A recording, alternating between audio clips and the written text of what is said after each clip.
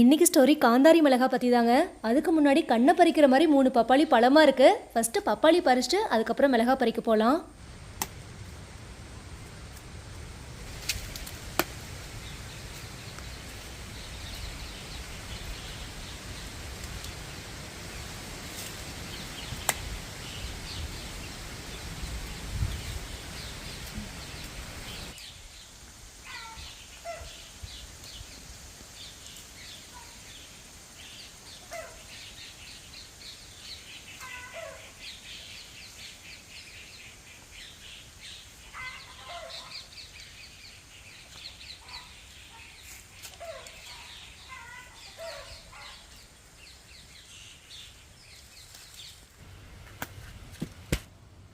நம்ம பார்த்து பார்த்து பராமரித்தாலும் சில மரங்கள்லாம் காய்க்கே வராதுங்க. ஆனால் பப்பாளியை பொறுத்த வரைக்கும் நம்ம பெருசாக பார்க்காமையே கொத்து கொத்தாக காய் கொடுக்கும். அப்படி தாங்க நமக்கு இந்த 2 பப்பாளி மரமும் இப்போ ரீசெண்டாக தான் காய்க்கு வந்துச்சு. ரெகுலராக பாருங்களேன், இந்த அளவுக்கு வந்து பழம் இருந்துக்கிட்டே தான் இருக்குது. அடுத்து நம்ம ஸ்டோரியோட மெயின் ஹீரோ காந்தாரி மிளகா தாங்க. இதை வானம் பார்த்த மிளகான்னு சொல்லுவாங்க, நிறைய பேருக்கு தெரிஞ்சிருக்கும்.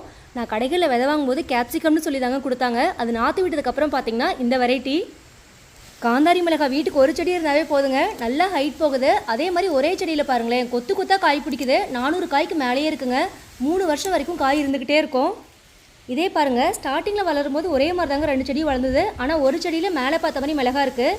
இன்னொரு செடியில் பாருங்களேன், நார்மலாக நம்ம வந்து நெய் மிளகாலாம் பறிப்போம் இல்லையா, அதே மாதிரி குண்டு குண்டு மிளகா மாதிரி தான் இருந்தது. இது நெய் மிளகாவான்னு தெரியலங்க, ஏன்னா கேப்சிகம் சொல்லி விதையை கொடுத்துட்டாங்க. எனக்கும் கன்ஃபியூஸ் ஆயிடுச்சுங்க.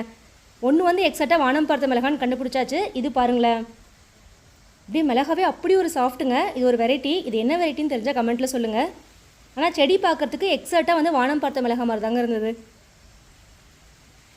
ஆனாங்க காந்தாரி மிளகாவில் காரம் பயங்கரமாக இருக்கும். மலைவாழ் மக்கள் தான் இது அதிகமாக யூஸ் பண்ணதாக சொல்கிறாங்க. அதே மாதிரி ஹெல்த் பெனிஃபிட்ஸும் ரொம்ப அதிகம்னு சொன்னாங்க. ஸோ நம்ம ஒரு மிளகா அந்த மாதிரி யூஸ் பண்ணோம் அப்படின்னாவே போதுமானதாக இருக்கும் நம்மளோட சமையலுக்கு. இந்த சைட் புளிச்சக்கீரையுமே கொஞ்சம் இருக்குது, அதையும் ஒடிச்சு எடுத்துக்கலாங்க. சொரக்காய் செடி பாருங்கள், பாதை மாறி போயிட்டுருக்கு. அதை அப்படியே வெளியில் போட்டுடலாம். அப்படியே பயங்கர ஃப்ரெஷ்ஷாக இருக்குது புளிச்சக்கீரை. நல்லா மழை வரவும் பார்த்தீங்கன்னா அந்த இலைகள்லாம் அப்படியே சூப்பராக வந்திருக்குங்க. அந்த வெள்ளைப்பூச்சியே இல்லை சுத்தமாக.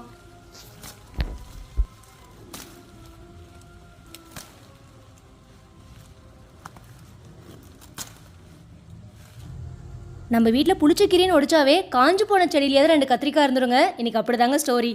காஞ்சி போன செடியில் கரெக்டாக 2 கத்திரிக்காய் இருந்தது, அதையும் பறிச்சாச்சு. ஏன்னா புளிச்சக்கீரைன்னு நம்ம வைக்கிறோனாவே கத்திரிக்காய் போட்டாதாங்க அந்த டேஸ்ட் வரும். எனக்கு அப்படியே சூப்பராக நம்மளுடைய ஹார்வெஸ்டிங் முடிஞ்சுது.